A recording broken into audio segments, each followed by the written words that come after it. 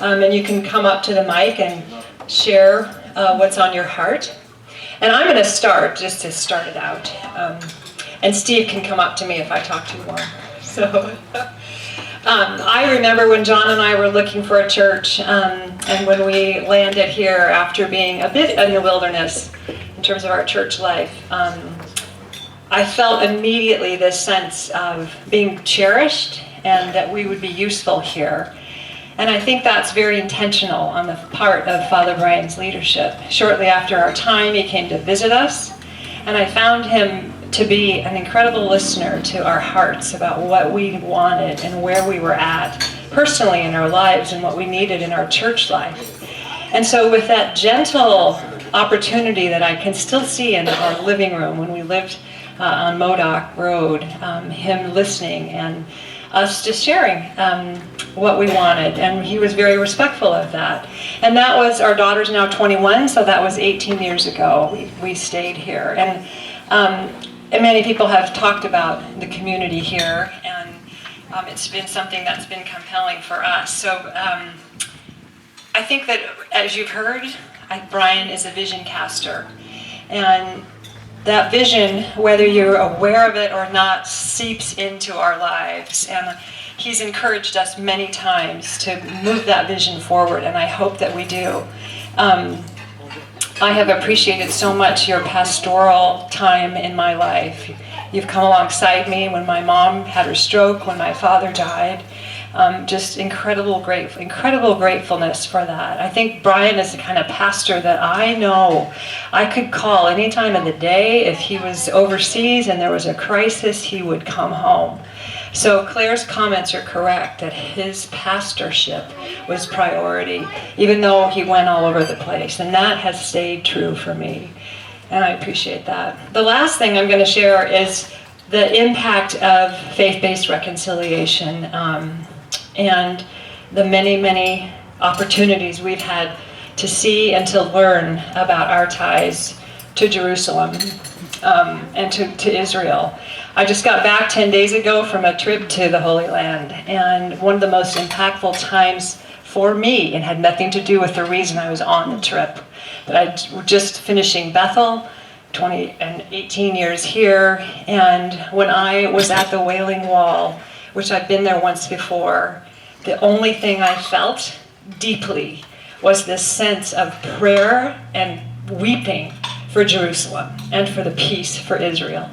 And I don't think that would be part of my life had I not been at Christ the King. And I'm going to continue to pray into that, and thank you for the sensitivity that I have that I did not have before. So I love you, I'll miss you, and we bless you.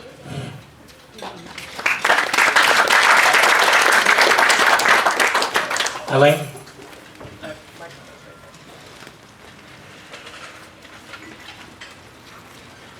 Come up.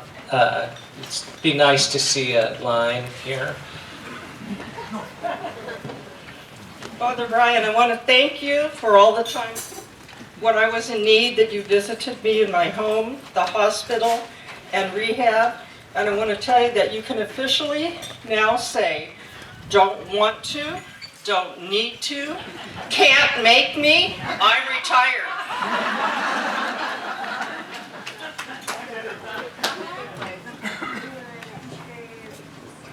There's a mic over here as well. Oh, there you go.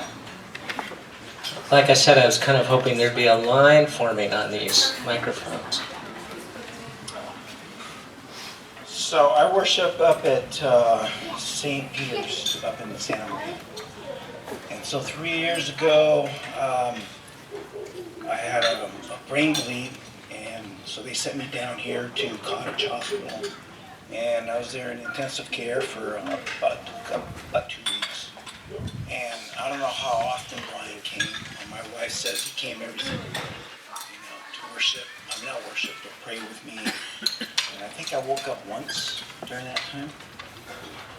And we had a really quick conversation, prayed, and I'll remember that always. So thank you. And I think I'm standing here being able to speak, because of your prayers and prayers from Christ the King Church that kept me from stroking and going into worse physical stuff. So thank you very much.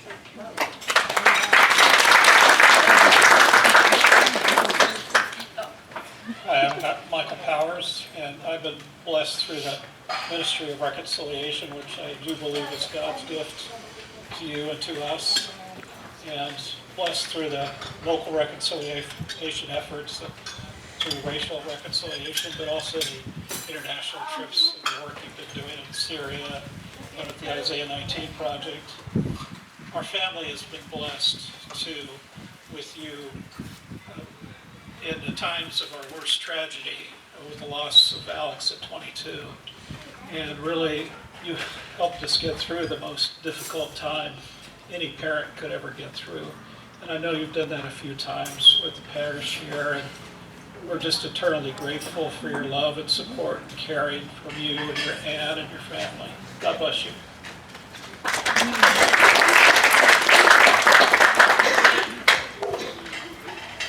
I didn't want to come up here because I knew I'd cry. But we've had an affinity from the beginning, both Whittier kids.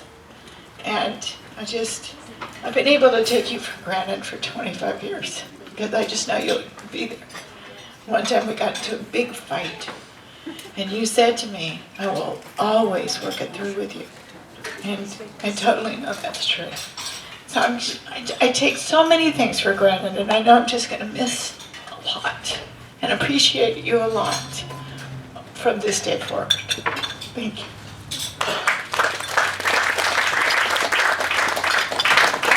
Sue? Oh, hi, Brian. I did it again.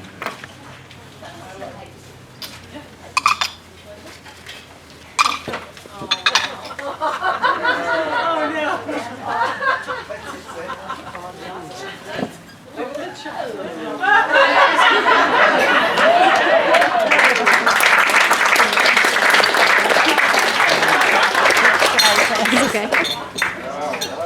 Wow, that looks good to eat.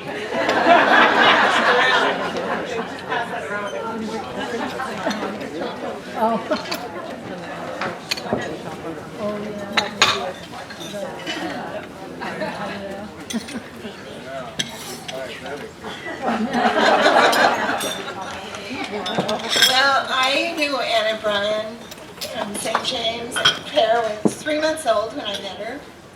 She inspired me to have another child because I go and hold this baby all the time. And Brian was there for us when our younger son was born, and he was really sick. They didn't think he would live, and they didn't know how he would develop. And you were right there for us the whole time. There are a lot of things I could share, but the only other thing I want to share, and I don't think I ever talked to Anne about it, but I really admired her so much because in those days we all had small children and we were all trying to keep them on a schedule, and Anne let Clara stay up really late so she could see Brian. You know, that was her priority, and I thought of that so many times. That was so inspiring. Oh, I love you guys very much.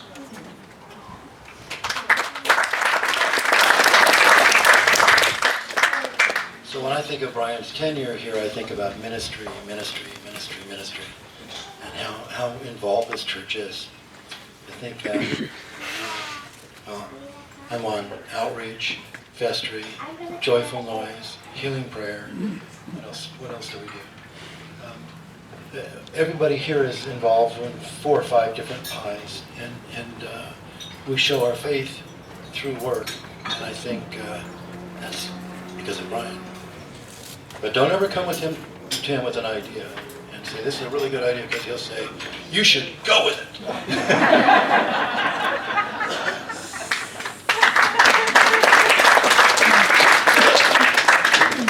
See, my story goes back to, I think it was early 2000s.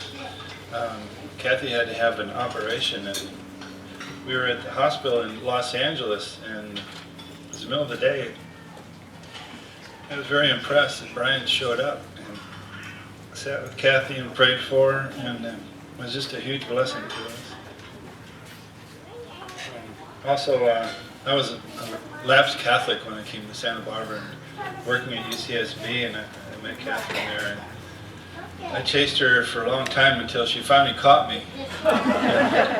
Then, we went through the process of getting married, and it was very. It was more than just buying a wedding. Brian made it much more serious of a sacrament, and I think that's been a large part of the success of our marriage over the years. And I'd say thank you.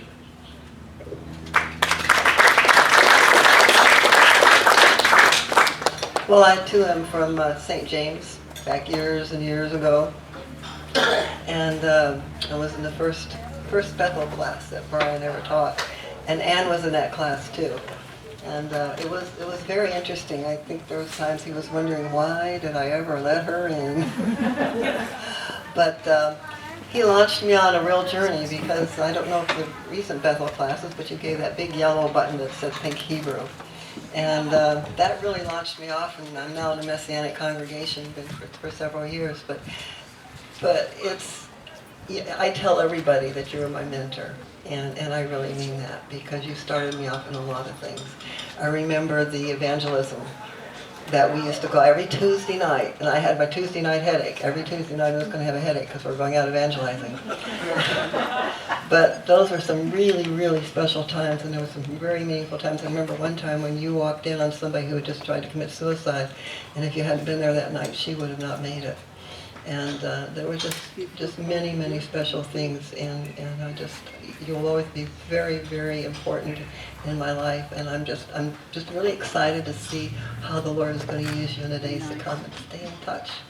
And so anyway, I love you and Ann and your family so much. I remember when John was born, and Claire, also tiny, and your family has been a blessing to me, and God bless you.